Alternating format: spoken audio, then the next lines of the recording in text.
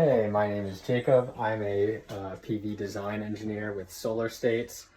I'm at the house of a customer who just installed a solar array and a Tesla Powerwall system, so I just wanted to explain that a bit.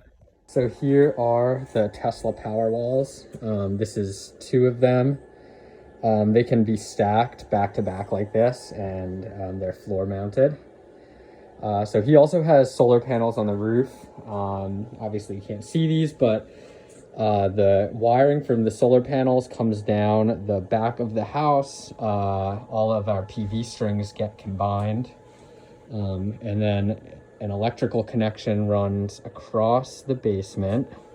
These solar connections actually don't run into the batteries because we want the solar connections and everything to be disconnected from the home in the case of a grid outage. So actually the solar runs all the way across the ceiling over into this box. This is called the Tesla Gateway. It is sort of what I like to think of as the brains of the system. It can disconnect your home from the grid if the grid goes out, and then draw power from solar and batteries in the case of that grid outage.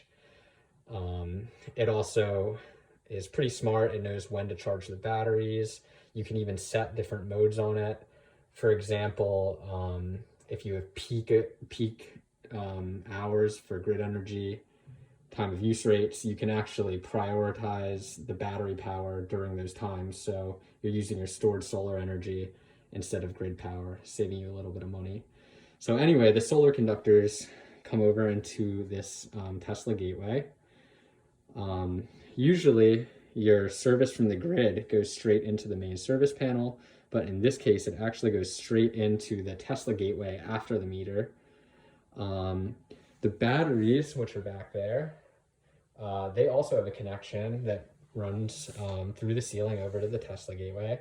So your solar, your grid power, and your battery power are all running into the Tesla Gateway. And then you can see here, there's just a short little connection made over from the Tesla Gateway to the customer's main service panel. This is what's called a whole home backup. So the Tesla Gateway is backing up every single load inside this main panel. In some situations, we'll have a partial home backup, similar to a generator partial home backup, where you have what's called a critical loads panel with all of the most important things you want to power. That way you don't overload your battery system, drawing too much power with a lot of heavy loads. But yeah, that is the Tesla Powerwall system explained in a nutshell. I hope you enjoyed and maybe even learned something.